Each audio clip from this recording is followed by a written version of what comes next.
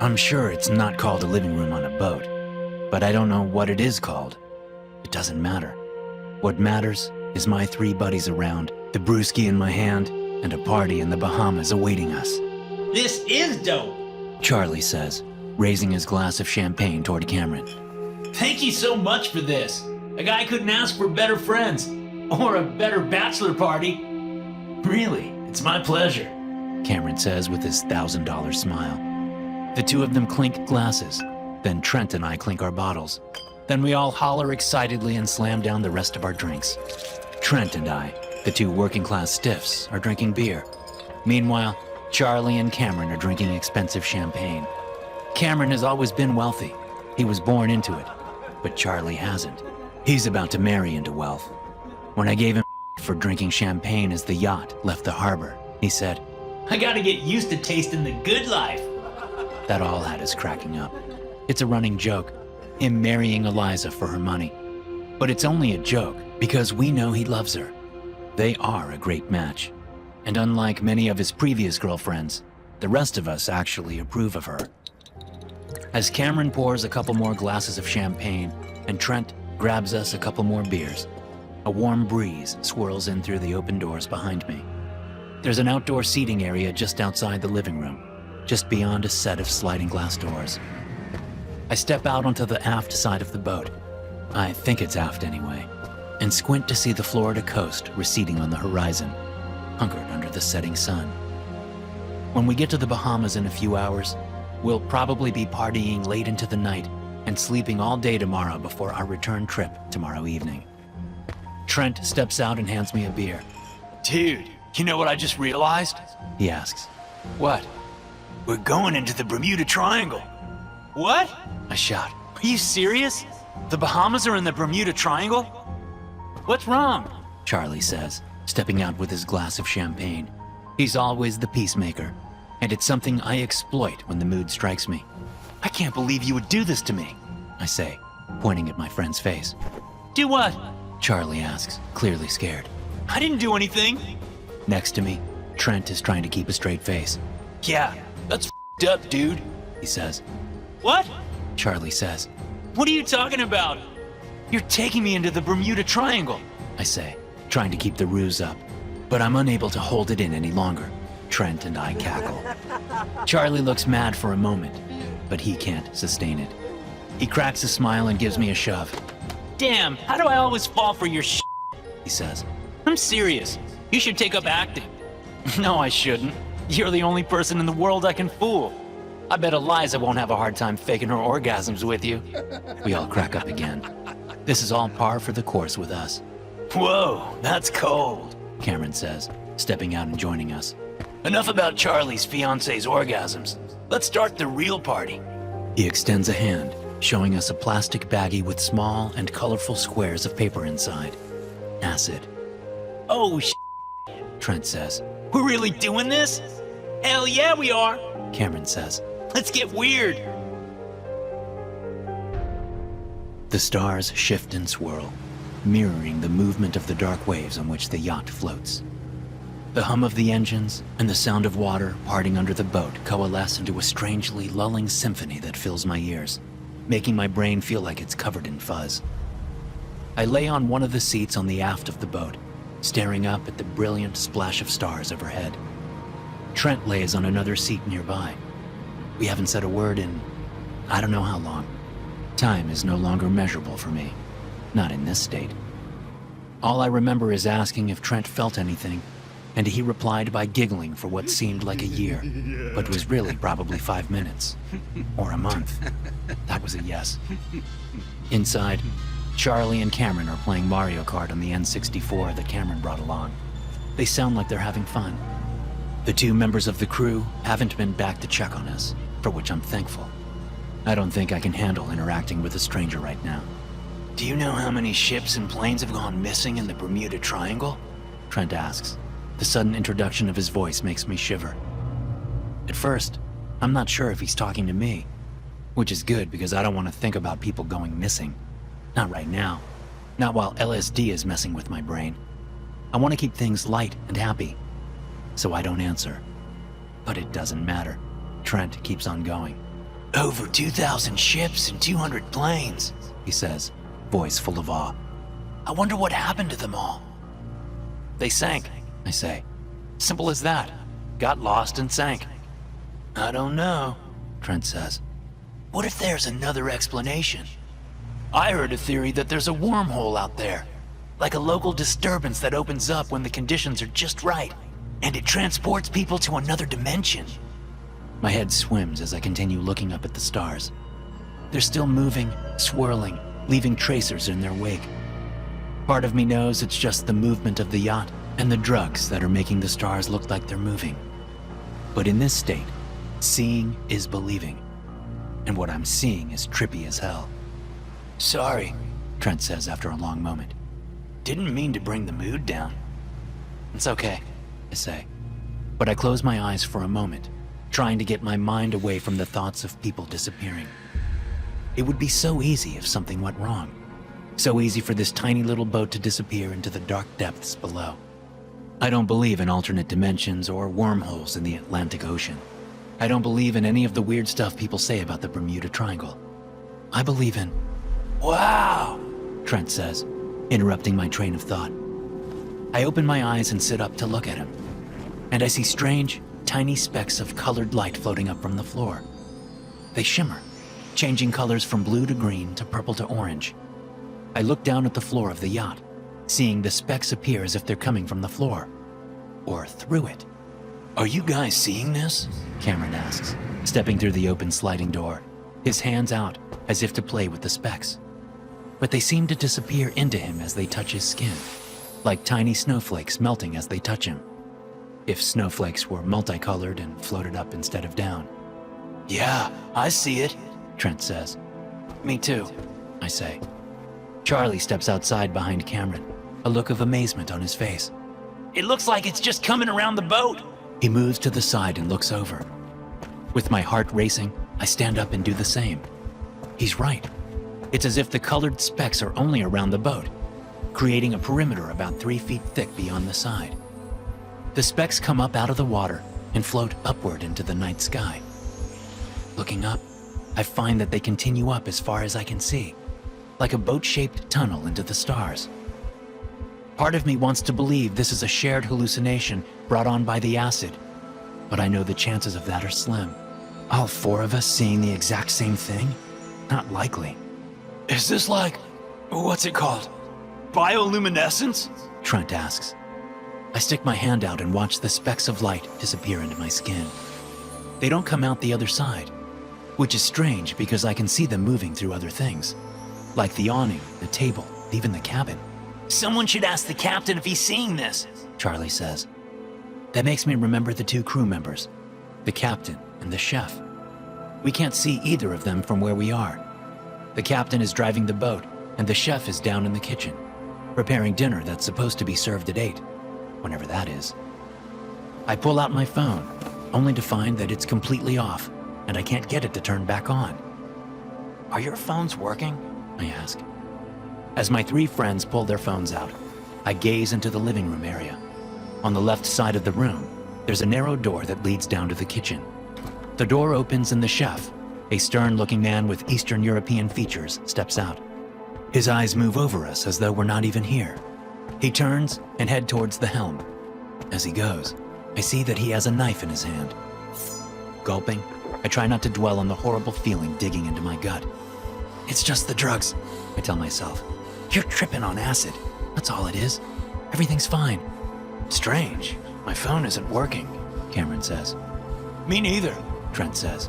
Charlie shakes his head. Nope. The motor dies down as the yacht suddenly slows. We all have to shift our feet to keep from falling down. Once we're secure in our stances, we all look toward the helm. The boat bobs on the waves as it comes to a complete stop. Guys, I say. I think something's wrong. The chef came up with a knife. Cameron laughs. Dude, you're tripping. Maybe they're trying to figure out what this weird is. I'll go talk to them. No, Cameron, I say. Wait, I don't like this. Something bad is happening. Just stop, Cameron snaps. You're going to make us all have a bad trip if you keep this up. It's fine. I'll be right back. He walks through the open doors and heads down the hall toward the helm. This is nuts. Charlie says with a laugh, still amazed by the specks of light floating up and up and up. I stare after Cameron, watching him disappear down the hallway. After a moment, I hear him yell, and that yell turns into a ragged scream. All three of us look that way. I can't speak for the others, but I'm having a hard time processing whatever is happening. My hands are clammy and my stomach churns. Charlie is the one who snaps out of it first. Let's go see what's happening, he says. Without waiting, he moves inside and toward the hall, but he freezes as the chef steps out. There's blood splashed all over his white clothes, and more of the red liquid drips from the knife he holds in one hand. He doesn't hesitate at all. He simply strides toward Charlie, who turns and runs back outside. He's gonna kill us! Charlie screams. This isn't happening, I think. I'm asleep. This is an acid nightmare. Thankfully, some deeper instinct ingrained in my DNA takes over, and I bolt toward the side of the yacht. There's a small walkway skirting the cabin, and I rush down it toward the front of the boat. Trent runs behind me, and I can only hope Charlie is going the other way. As I move down the slide, I glance through a window and into the helm control area, which is really just a small, open-sided area with 2 seats placed in front of the boat's controls. The captain is hunched over in one of the seats, blood still dripping from the gash in his neck. Cameron lies on the floor nearby, both his eyes gouged out and his mouth locked in a silent death scream. Move! Trent says, shoving me ahead.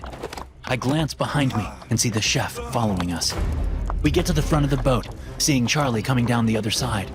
There's a small seating area at the front, and we look for something to use as a weapon, but everything is bolted down.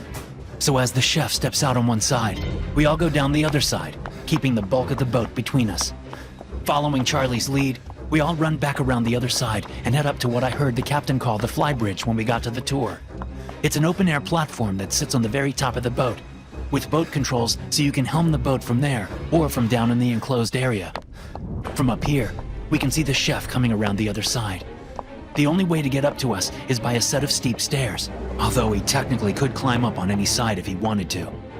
Charlie picks up the radio and starts shouting into it, asking for help and saying, Mayday! repeatedly. Trent sits down and tries to start the boat, although I don't know how that will help since the crazed chef is on the boat with us. That leaves me to fend off the man with the knife. Whirling around, I search for anything I can use, and I see a storage area in the floor. I drop to my knees and open it, immediately seeing an orange flare gun sealed in a Ziploc bag. Getting to my feet, I fumble the flare gun out of the bag, hoping it's loaded with a flare. I try to cock the hammer back, but it won't move. I quickly realize there's a safety button, which I press to pull the hammer back, making the gun ready to fire. The chef is walking calmly up the stairs, like the villain in a slasher movie. I point the gun at him as he reaches the top stair. The tip of the gun is only about 5 feet from his face as I pull the trigger. The chef's head snaps back as the flare sinks into his left eye. The knife clatters to the deck as he drops it and begins screaming. The flare is shooting white-orange sparks out of his eye socket, scorching his skin. He brings his hands up to the area, only to yank them away as the flare burns them. Turning to the side, he launches himself off the flybridge, but he doesn't quite clear the lower railing. He smacks into the side of the boat before splashing into the water. Oh my God! I say. I turn toward my 2 friends. Charlie has dropped the radio microphone and is walking toward the top of the stairs. Trent is sitting at the control panel, turned to look at me. The boat still isn't moving. I guess he couldn't figure it out. The strange specks of colorful light are still flowing up, and we still seem to be absorbing them. But their mystery is secondary to what I just did to that man. Charlie crouches down and picks up the knife from the deck. Good idea, I say. He spins around, slashing at me with the blade. I get my right arm up, and the sharp tool slices me bone deep. I stumble away in shock, dropping the empty flare gun. What are you doing? Trent screams. Charlie moves toward me, a blank look on his face. The back of my legs hit one of the bench seats on the flybridge, and I sit down unintentionally. Trent lurches up from the seats and grabs Charlie by the shoulders from behind. Charlie reverses the knife and stabs back with it, sinking the blade deep into Trent's upper thigh. Trent lets go of Charlie, stumbles back, and bends down to clutch the wound now soaking his shorts with blood. What are you? Trent's words are cut off as Charlie drives the knife down into the back of Trent's neck. No! I shout, shoving up from my seat and tackling Charlie from behind. The move sends all three of us into a pile near the top of the flybridge stairs. Charlie and I fight on top of Trent's bleeding body. We struggle for the knife, but I'm bigger than Charlie, and I've always been stronger, if only by a little bit. That bit is enough as I get control of the knife and wrench it away from him. He wastes no time, grabbing me by the neck with both hands and squeezing. That strangely blank look still on his face. I want to ask him why he's doing this, what's wrong with him, but I can't speak. So I plunge the knife into his stomach and drag it across, opening up his abdomen. He still doesn't let go. So I stab him again and again in the abdomen as my frantic need to breathe increases with each passing moment.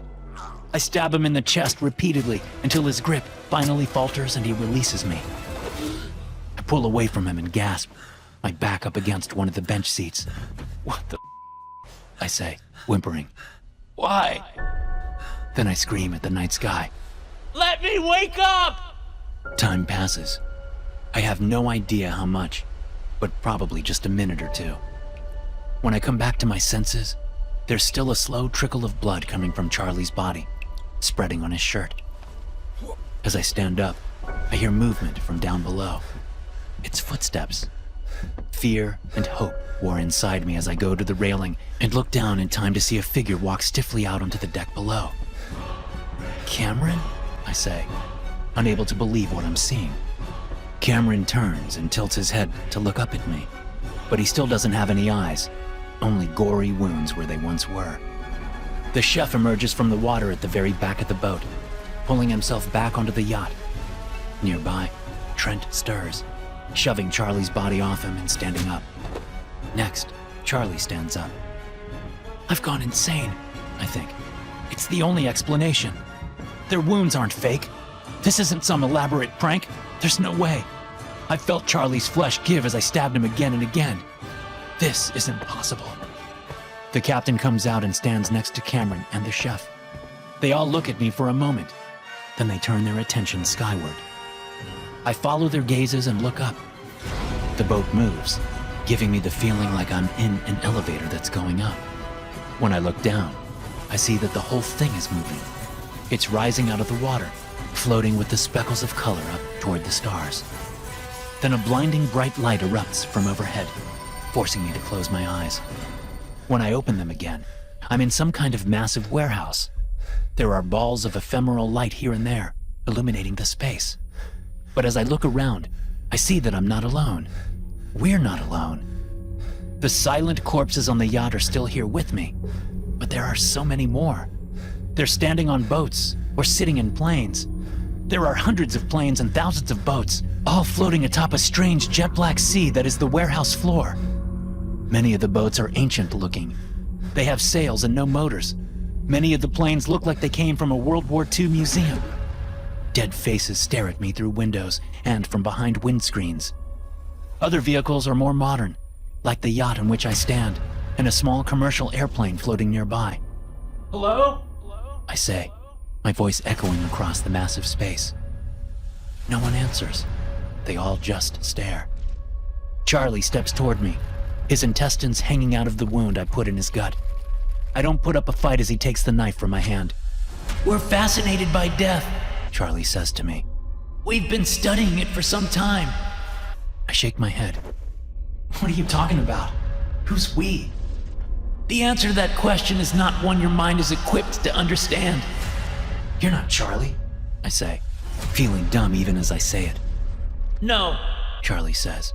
We're not. And we're very sorry about this. About what? I ask. Charlie jams the knife into my chest. I pull a ragged breath in and stare at his face. My friend's face. But not my friend's face. We're very close, he says. to helping humans transcend death. Take solace in that fact. Your sacrifice isn't for nothing. I grip my friend's shoulders, unable to pull in a complete breath again.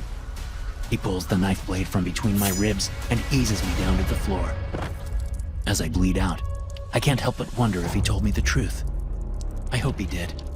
I hope I haven't died horribly for nothing. I feel myself depart as the darkness closes in, but not all of me leaves.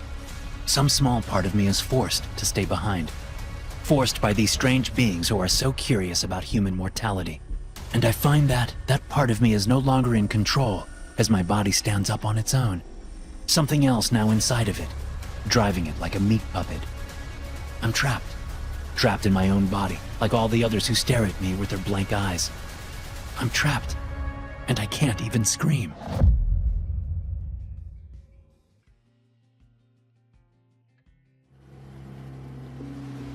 We arrived at the island an hour after dark in a low-draft boat.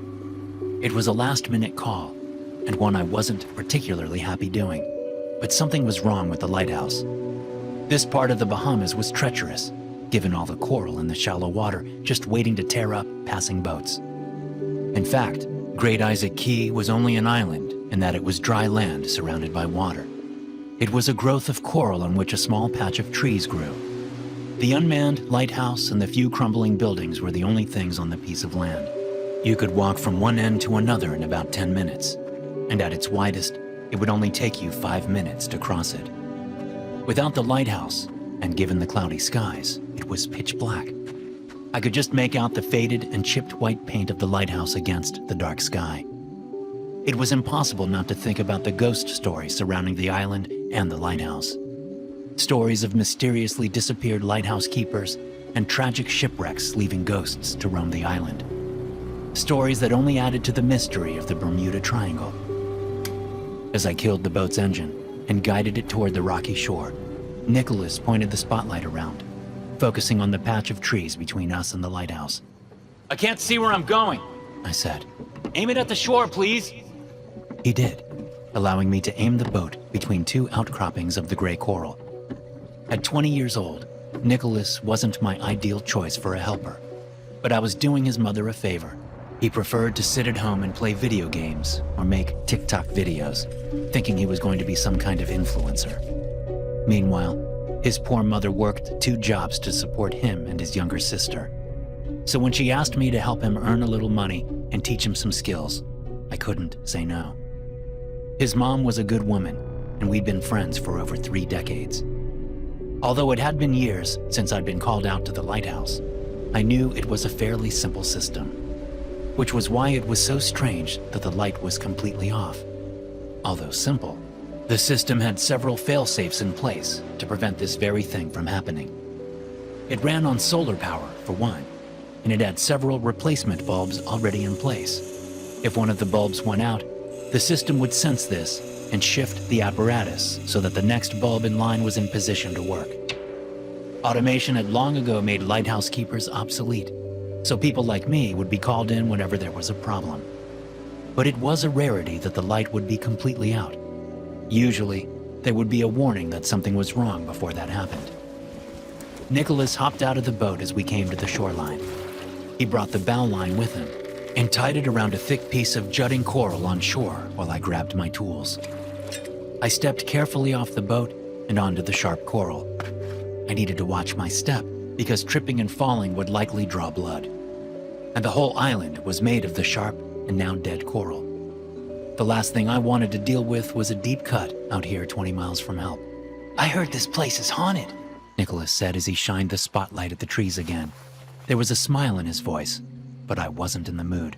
I heard the Bermuda Triangle is a place where ships and people disappear all the time, I said. You've lived your whole life in the Triangle. How many people do you know who have disappeared without an explanation? None, I guess, he mumbled. I felt a little bad for having ruined his fun. My damn temper. Well, I've never heard of anyone disappearing, but the last time I was here, I heard what sounded like a woman sobbing. Really? Nicholas said, turning toward me.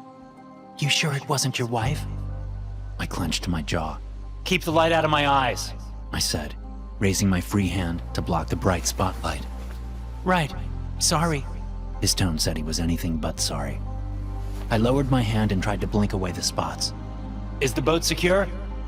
Yes, it's fine. Okay, I said, setting my toolbox down and opening it to retrieve a flashlight. Let's go.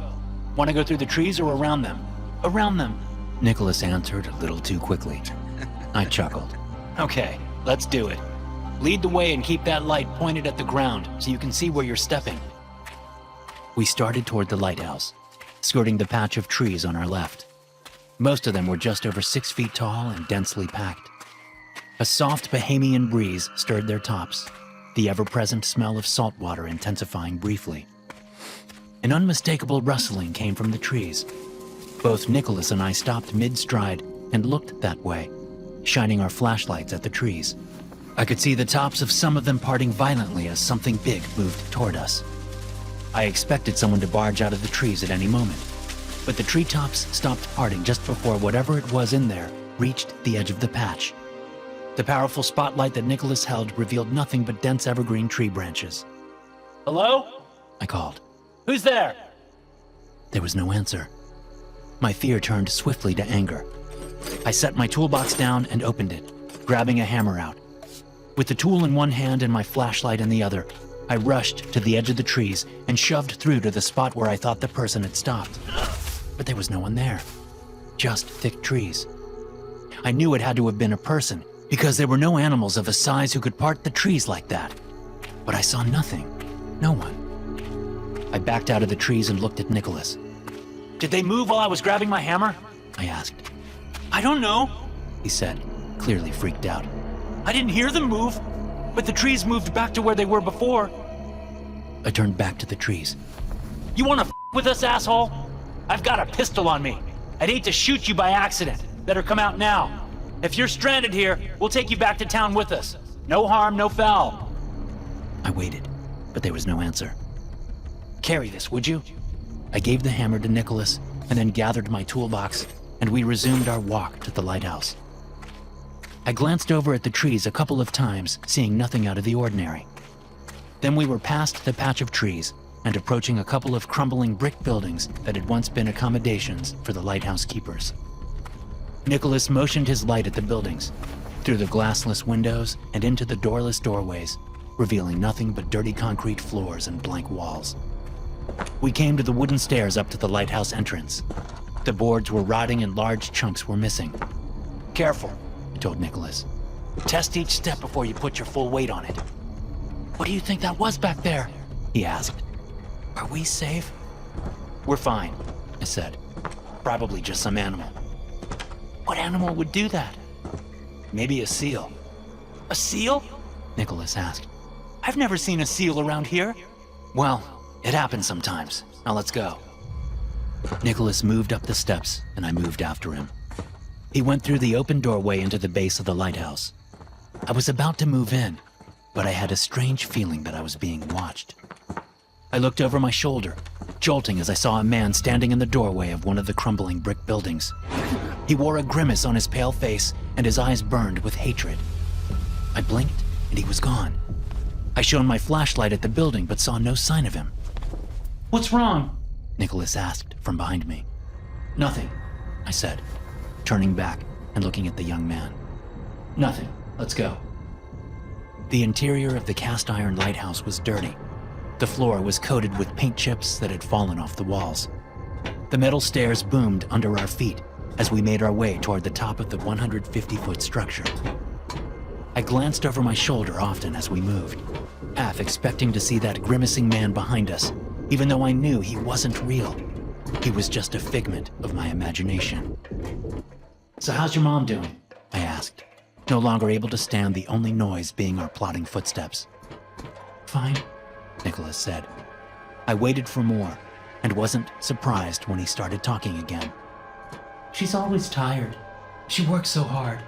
I really thought I would be a famous YouTuber by now or something, to help her out with some money. But I guess that dream is dead. I gotta face reality sooner or later. You can still pursue that dream, I said, taking pity on the kid. But you should do it while you're working to bring money in right away. Take some of that weight off her back now that you're all grown. Yeah, He said sadly. I know. I'll give you as much work as I can, but it won't be steady. You might be better off working at one of the resorts or restaurants. Yeah, He said again. We ascended the last flight of stairs and came to the top. What the hell? Nicholas said, shining the spotlight at the floor. Someone had completely smashed the lighthouse lens and bulbs. The floor was littered with pieces of thick plastic from the lens, along with glass from the bulbs and pieces of metal from the machinery. Someone did this on purpose, I said, thinking about the man I thought I'd seen downstairs. Why? Nicholas asked. I had no answer. I looked around at the floor and then peered out through the floor-to-ceiling windows. One set of those windows opened inward to allow access to the balcony. There was a waist-high railing all around the outside. Our flashlights reflected off the insides of the windows, making it hard to see out. But I could tell that there was no one out there. Whoever had done this was probably the same person who'd been in the trees. Booming footsteps erupted from below, sounding as if one very large person was coming up the stairs. Nicholas looked to me for guidance. I didn't feel confident, but I kept my face impassive. It's just someone trying to scare us. Do you really have a pistol? He whispered as the footsteps grew closer. I shook my head, putting my toolbox down. I held my hand out for the hammer. He slapped it into my hand. Stay here, I said, and then I moved down the stairs, shining my flashlight down. The interior of the lighthouse was constructed in such a way that there were floors between each flight, which meant I couldn't see who or what was coming up, not from where I was. The booming, rattling footsteps grew closer as I hustled down 2 flights, thinking that the person was coming up the next flight. Breathing heavily and psyching myself up, I raised the hammer and rushed to the head of the stairs, shining the light down. The staircase was empty, and it suddenly sounded like the footsteps were coming from above.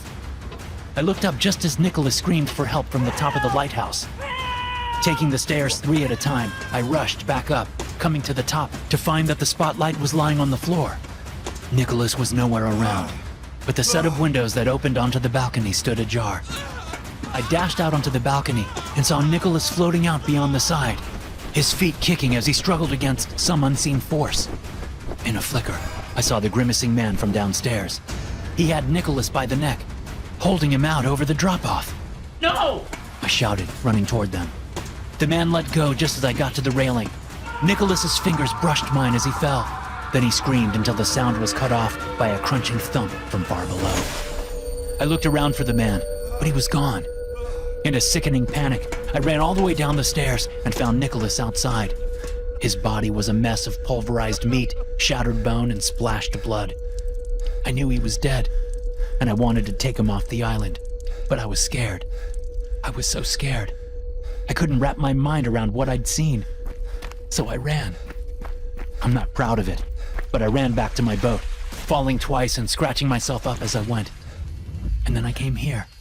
I came straight here. The cop looks at me with undisguised disgust. That's your story? He says. A ghost killed him. That's what you're going with?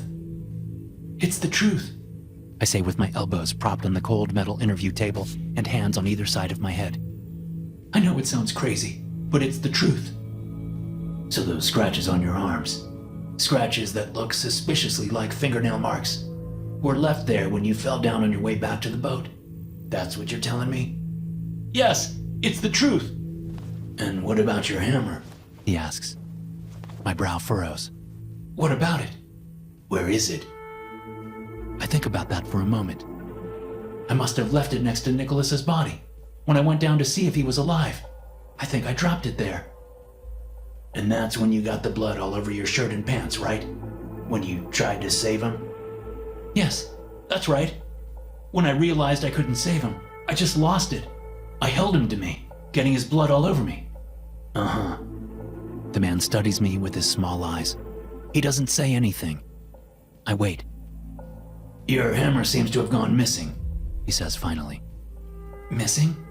Yeah, missing. Like those 2 lighthouse keepers from back in the 60s. Missing. Gone without a trace. I don't know what to tell you, officer. I was a bit of a mess, but I'm pretty sure I left the hammer there. Uh-huh. And its mysterious disappearance wouldn't have anything to do with the fact that the victim has wounds to his head that looked like they were made by a hammer, would it? What? I say. Wounds to his head? You mean from the fall? Cut the John, he says.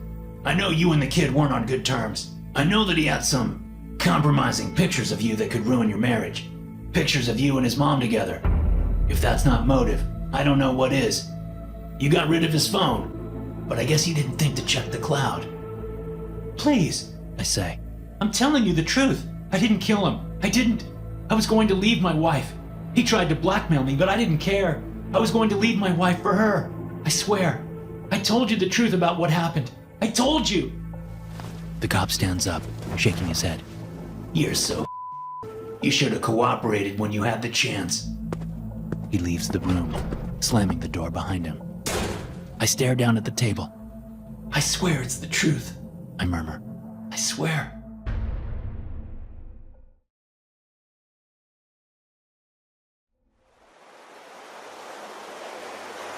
Let's just let the Coast Guard handle it, my sister says as we float next to the ancient-looking ship. They won't get here for another 30 minutes at least, Dad says, emerging from inside the cabin of our yacht with a first aid kit in hand. My mom stands nearby, looking around, hugging herself. She doesn't say anything to back my sister up, even though I know she wants to. Looking at my dad, it's easy to see why. There's no talking him out of this. He's got that look in his eye, the same look he got when first deciding to learn about boating. Mom calls it his second midlife crisis look. The strange fog that rolled in as we approached is so thick, I can't even see up onto the deck of the larger ship. Of course, the fact that the sun has been down for over an hour doesn't help visibility. Luckily, this part of the Atlantic is calm, the waves small and the wind non-existent, at least for the time being. Hello? Dad calls through the fog, which seems to dampen his voice. When he receives no answer, he says, Well, where the heck did that guy go? I don't know, I say, staring up at the deck, still not seeing anything. Maybe he went to go help whoever's in trouble below decks. Maybe, Dad says. Well, let's go see. You coming with me, Lucas? My dad's excitement is infectious. I grin and nod. It's the third day of our 2-week vacation. We spent it out on the water, fishing and swimming and enjoying the new boat. We were heading back to Bermuda for the night when my dad got the emergency call on the radio. The signal wasn't good, but the caller managed to give us his approximate location.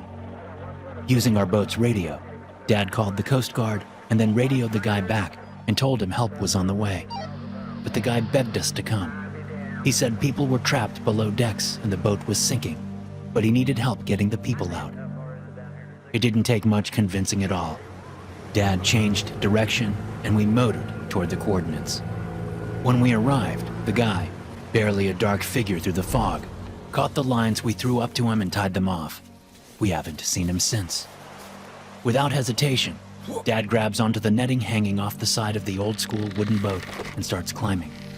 Be careful, Mom says. Where the heck is the Coast Guard? Lilith says.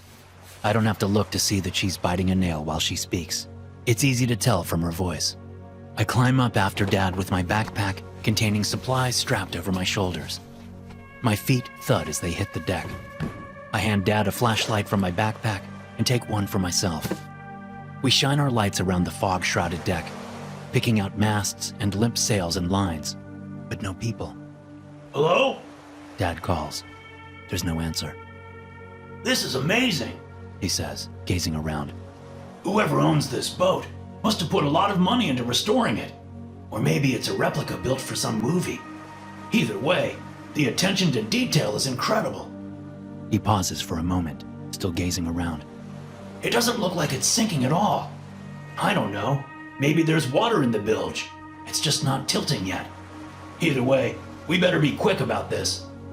Okay, I say, still feeling the sense of adventure radiating off my father. I follow him over to a door and down a set of narrow stairs. As we go down, the temperature drops a good 10 degrees. Man, it's freezing down here, Dad says. They must have an air conditioner on board. I guess it's not so authentic. But even as my dad says these things, we come into a narrow hallway that runs down the middle of the ship and find that the interior doesn't match the exterior. The floor is warped from water damage in places and stained dark in others. The walls are similarly degraded. Dad, moving slower now, calls out again. Hello? Still no answer. We come to the first set of cabins. The door on our left is closed, but the one on our right is open. Dad shines his light in jolts and fright, putting a hand out to stop me from coming closer. Then he lets out a relieved breath. Jesus, You scared me, he says into the room. Why didn't you answer? The only reply is silence. Goosebumps form all over my body, and not just from the cold. I step closer and look into the cabin. There's a shallow desk just inside the doorway with 2 bunks against the same wall. A man sits at the desk, his back to us. He's dressed in old clothes, like ones that went out of style over 100 years ago. Hello? Dad says. Are you okay? He steps into the doorway, but I grab his arm. Let's go, Dad. I whisper. Please, something isn't right here. We came here to help these people, Dad says, but his voice wavers. Still, he pulls away from me and steps into the room, reaching out to tap the man on the shoulder. Just as Dad's finger touches his shoulder, the man's arms shoot backward, crunching as they move the wrong way in his shoulder joints to reach for my dad. His head whips around, vertebrae snapping as his ghastly and rotten face comes into view. His lips are gone, showing brown teeth. His eyelids are gone, showing shriveled and discolored eyes. His nose has been gnawed off, revealing 2 slits instead of nostrils. He croaks and reaches with his backward arms, but my dad jumps away, yelling, Run! I bolt back the way we came, rushing up the stairs and back onto the deck, heading straight for the yacht. But as I reach the side of the ship, I look down through the fog and see nothing but dark ocean. The yacht is gone. Where is it? I shout as Dad comes up beside me. Where'd it go?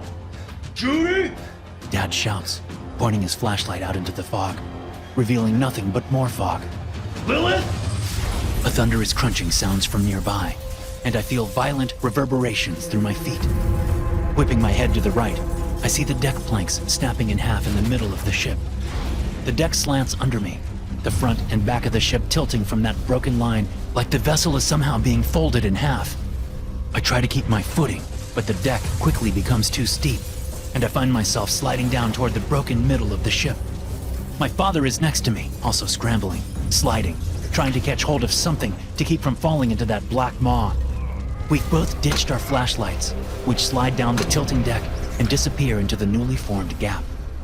Reaching out to my left, I grab hold of one of the vertical railing slats, nearly yanking my arm out in the process.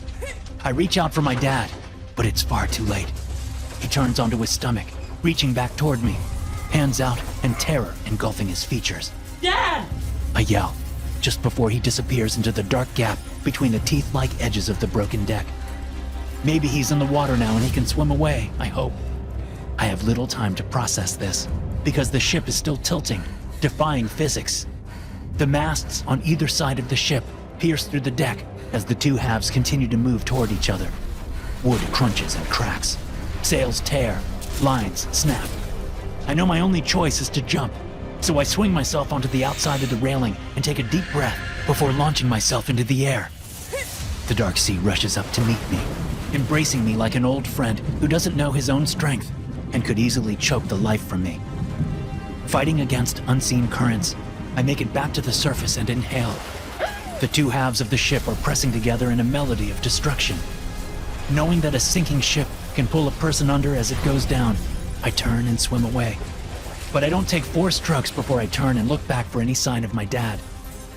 The ship isn't sinking though, not yet. The 2 halves are still pressing against each other like an invisible giant is shoving them together. The sound of boards cracking and snapping is so loud, seemingly contained in the small space by the dense fog. Finally, when there's nothing left resembling a ship, only a collection of snapped and broken wood like some strange monolith to maritime destruction, the thing begins to sink. Dad? I call, treading water. Dad, where are you? I fight off panic. He must be around. He must be. Something bumps into the back of my head.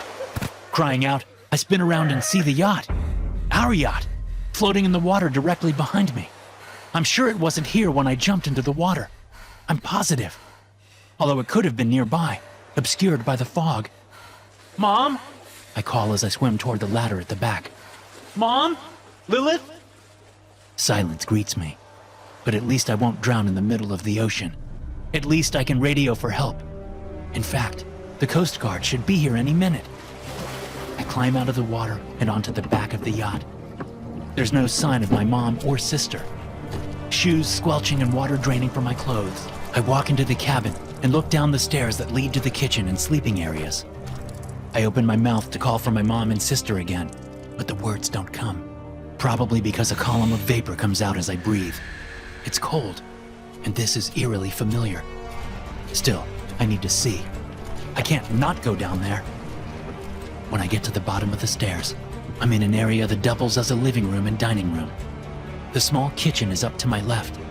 Up ahead are the 2 bedrooms on the small yacht. Both doors are closed. I move to the left-hand door, my parents' room, and knock. The door swings open slowly, revealing my mother. She's sitting on the side of the bed, side on to me.